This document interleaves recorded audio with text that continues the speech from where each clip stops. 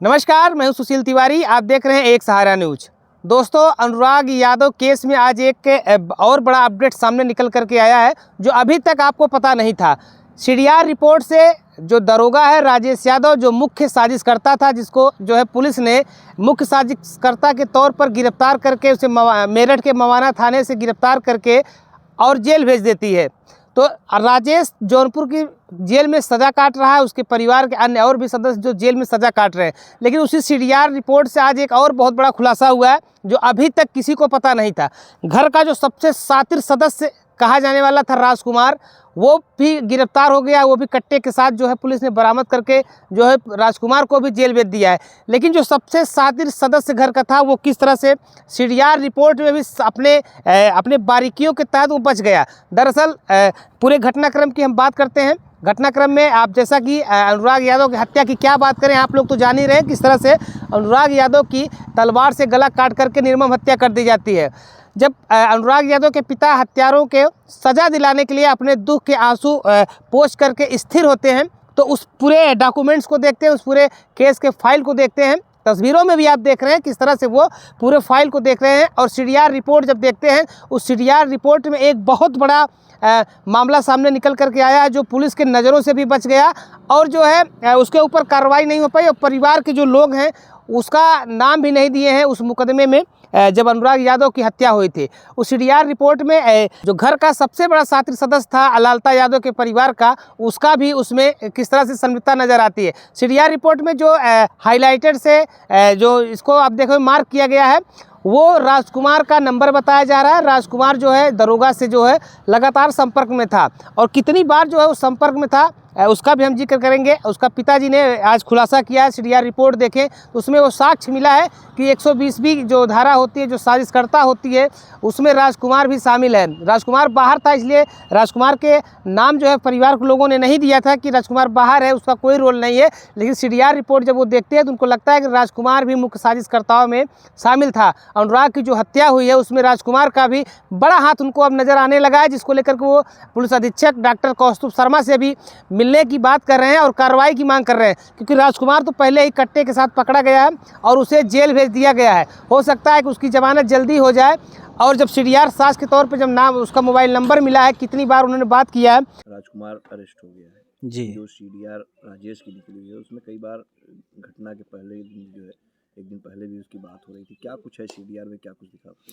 जी, CDR में हमने देखा घटना से एक दिन पहले भी राजकुमार के फ़ोन पे आउटगोइंग इनकमिंग मिला के 129 बार पूरे दिन में कॉल आई है और घटना से जस्ट पहले भी कॉल हुई है और घटना के बाद से लगातार 689 बार कॉल की गई है।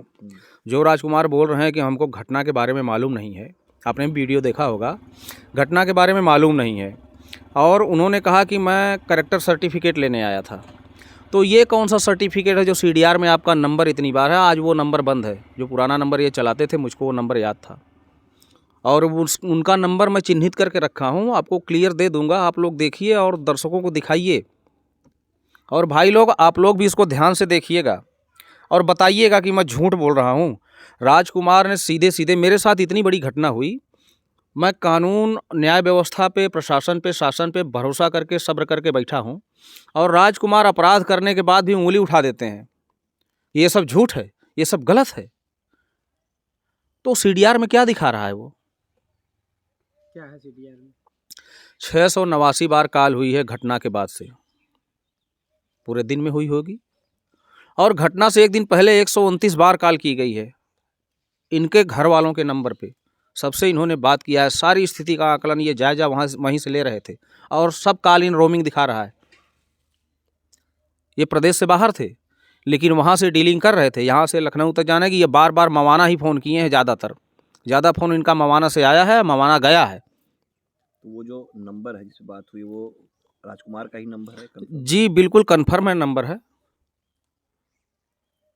और मेरे मोबाइल में ऐड है। मेरे साथ में ही टहलते थे, इतनी बड़ी साजिश रच रहे थे और मेरे साथ में टहलते भी थे। दो भाई इस तरह से करते थे और एक भाई मिला के रखता था, मिला के मारो, और उन लोगों का नारा था फूट डालो राज करो। और राजकुमार का एक नाम आप लोगों ने नहीं सुना होगा, गांव का नाम है, किसी से पता लगाएंगे, उनको मैनेजर लोग कहते थे क्योंकि ये मैनेज बहुत तेज करते हैं। तो गांव वालों ने उनका नाम मैनेजर रखा था कि ये मैनेजर हैं। यानी कि घटना जो अनुराग की हत्या हुई है, मतलब राजकुमार की भी साजिश उसमें आपको लगती है? राजकुमार की भी साजिश लगती नहीं है भैया, पहले तो नहीं लगता था, लेकिन जब मैंने सीडीआर चेक किया, जब ये इस तरह की धमकियां देने लगे तो मैं सारी चीज़ें देखने लगा, जोड़ने लगा कड़ियाँ कि ये ऐसे है यार, इस तरह से। पहले तो मैंने, अगर मुझे ऐसा कुछ करना होता तो मैं पहले नाम ले लिया होता। मैं पहले कहता था कि भाई वो आदमी नहीं था, इसलिए उसका नाम नहीं डालूंगा, क्योंकि मुझे झूठ बोलना नहीं आता। लेकिन ये धमकियाँ देने लगे, और मैं पहले भी कहता था कि ये बहुत बड़े कलाकार हैं ये। तो आज वो चीज़ें मैं सबूत के साथ दूंगा आपको। मतलब शुरू से ही मतलब ये था कि हाँ पूरी प्लानिंग के तहत इन लोगों ने किया।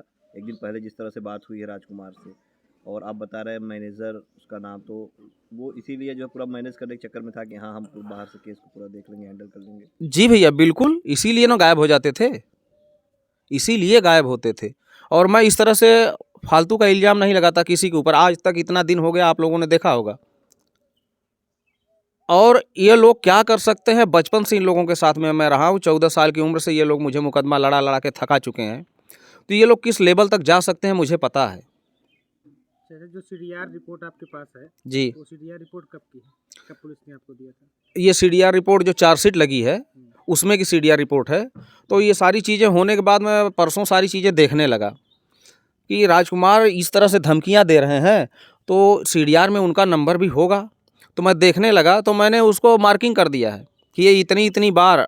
आप लोग भी देखिएगा, अभी दिखा देता हूँ। मतलब जो मार्कर से आपने किया है जी वही नंबर है उनका? जी, हाईलाइट कर दिया उसको मार्कर से। वो नंबर राजकुमार का है, लास्ट में है 0054। लगातार वो टच हाँ, में थे? 9628 ऐसे कुछ है, 0054 लास्ट में है।